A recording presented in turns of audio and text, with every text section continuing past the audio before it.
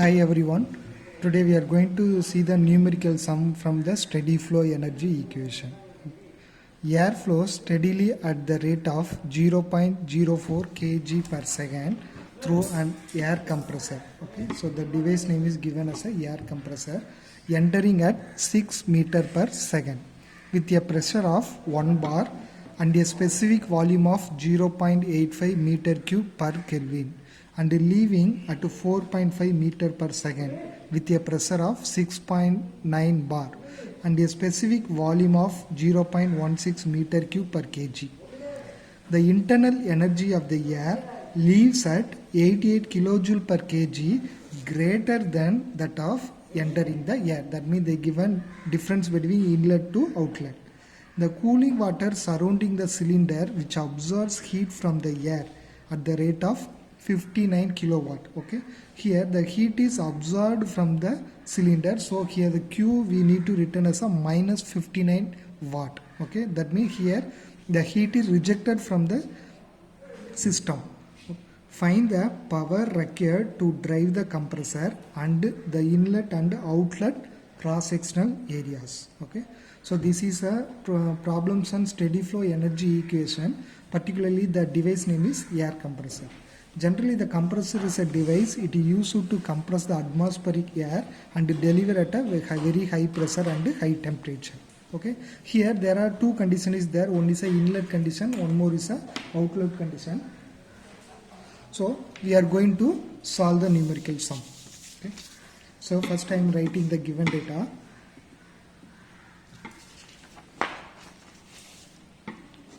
Okay, so here I am going to take a two condition. One is a inlet. So the inlet for easy to understood purpose I taken as a number 1. Similarly the outlet condition I will take as a condition number 2. So here inlet, the mass flow rate is given.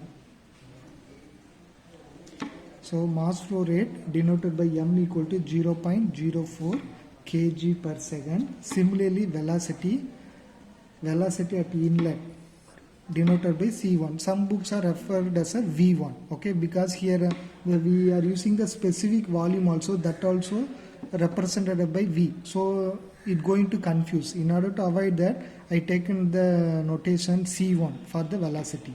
So here C1 is a 6 meter per second. Meter per second means it is a velocity. Then pressure value given. Pressure P1 equal to 1 bar. I will come later for the unit conversion. Similarly, the specific volume given. So specific volume always represented by a small letter V. So for inlet condition, I will note down as a V suffix 1 equal to 0.85 meter cube per kg. Okay, these are the inlet parameter condition for air compressor. So after compress the air in the compressor, we are getting the outlet condition. That means exit condition. The velocity value is a C2 equal to 4.5 meter per second. Similarly, pressure P2. So here while entering the compressor, the pressure value is 1 bar, means after the compression obviously the P2 value should be high. The P2 value is a 6.9 bar and specific volume. So here the specific volume going to reduce as compared to the inlet. So inlet is a 0.85 meter cube per kg. After compress, while exit condition, the specific volume is 0.16 meter cube per kg. Okay, and one more important thing, they given as a change in internal energy.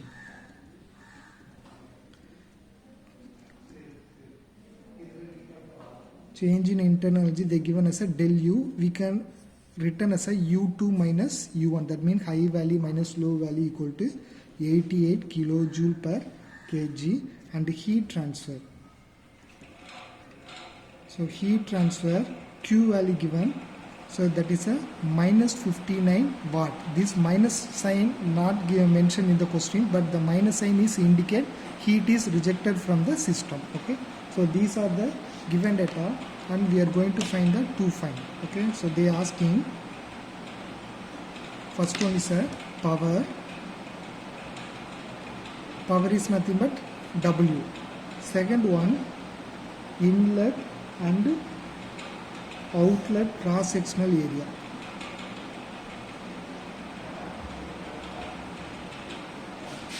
That means A1 and A2 we are going to find. Okay, so these are the given data. Before going to the solution, you should convert the unit conversion. Okay, so generally the mass term should always keep as a kg per second, and the velocity should be in meter per second. In case if they given kilometer per hour, like that means you need to convert into meter per second. Okay, here the pressure value given as a bar. Okay, the bar you need to convert into basic unit. That means we know that 1 bar equal to 1 into 10 power 5 Newton per meter square. Okay, so 1 into 10 power 5 Newton per meter square.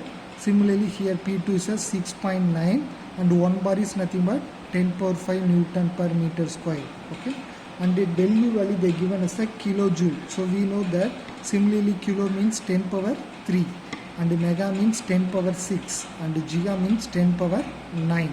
So here we can written internal energy del U equal to 88 into the kilo means 10 power 3 joule per kg. Okay, and similarly heat transfer they given in kilowatt itself, so no need to convert. In case if they given as a kilowatt or megawatt mean you need to convert as per unit conversion. Okay, so next I am going to see the solution.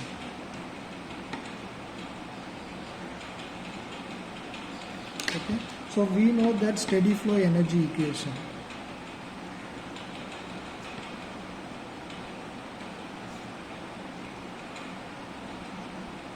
So SFE. Okay, so we know the derived formula. So mass flow rate into Z1 into G plus C1 squared by 2 plus H1 plus Q equal to mass flow rate Z2 into G plus C2 squared by 2 plus H2 plus W. Okay, this is a basic formula. Here Z1 into G is nothing but potential head. Okay, C1 squared by 2 is a kinetic head, that is a flow energy. Okay, Q is a heat energy, W is a work energy. But here the Z1 and Z2 values are not given, so we are assuming it is a negligible one. Okay, because the datum head not given, so we are assuming negligible. Okay, and one more thing, mass value given, we know that the velocity of Q value we know that, W value I am going to find, but the enthalpy values are not given, but we know that the specific enthalpy, we know that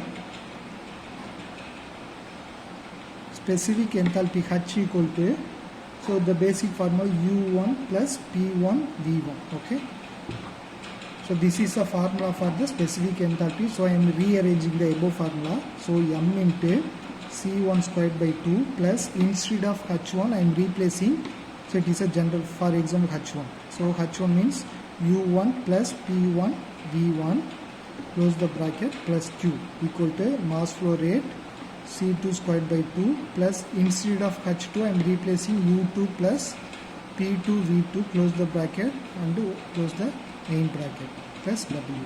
Okay, so in this formula actually C1 C2 value we know that, Q value we know that, mass flow value we know that, but here this P1 and V1 also we know that, P1 and V1, similarly P2 V2 we know that, but U1 and U2 they given as a difference, so we need to rearrange the above equation. Okay, if you rearrange the equation, ultimately I am going to find the work transfer W. So W equal to, I am taking the mass flow rate is a common, so open the bracket, so we can return C1 square minus C2 square divided by 2 plus U1 minus, if the plus time if you come left side it become a minus, so U1 minus U2 plus P1 V1 minus P2 V2 close the bracket plus Q. Okay, so in that formula all the values are we know that. Okay, so mass flow rate they given 0.04 and the C1 square velocity, C1 is a 6 squared minus C2 value is a 4.5 whole square divided by 2 plus, here U1 minus U2 given, but in our question they given U2 minus U1, so that means just you take a sign conversion, so minus 88, because here U2 minus U1 mean you can write plus 88, but here u1 minus u2 is there, so just to put a minus n plus P1 value we know that 1 into 10 power 5 into V1 value we know that, then minus P2 value is a 6.9 into 10 power 5 into V2 value is a 0.16, close the bracket, plus Q value is a minus 59 because of heat is rejected from the cylinder. So if you simplify all the details, you can get the work transfer in terms of watt. Okay, so you can get the values around 1.078 into 10 power 3 watt. Okay, so in that solution we found this power. Next I am going to find the cross sectional area A1 and A2. Okay. So we know the again basic formula, we are going to doing the mass energy balance. So we know that mass at inlet equal to mass flow rate at outlet. That means M1 equal to M2. So that M1 we can written rho 1 into A1 into C1 equal to M2 means rho 2 A2 into C2. Okay. So in that rho values are not given, so you can negligible. Okay. So next we can return A1 C1 by V1 equal to A2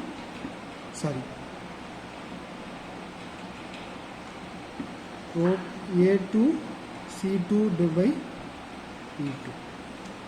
Okay. Next.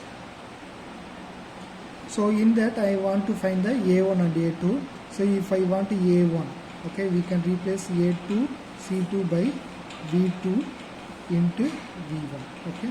So in that A2 also we don't know, so I am replacing A1 by A2 equal to C2 by V2 into V1. Okay, just substitute all the values, you can get the area ratio. So here C2 value is 4.5 divided by specific volume at outlet is 0.16 into specific volume at inlet is 0.85. Okay, if you substitute this value, you can get the ratio of A1 and A2. Okay, thank you.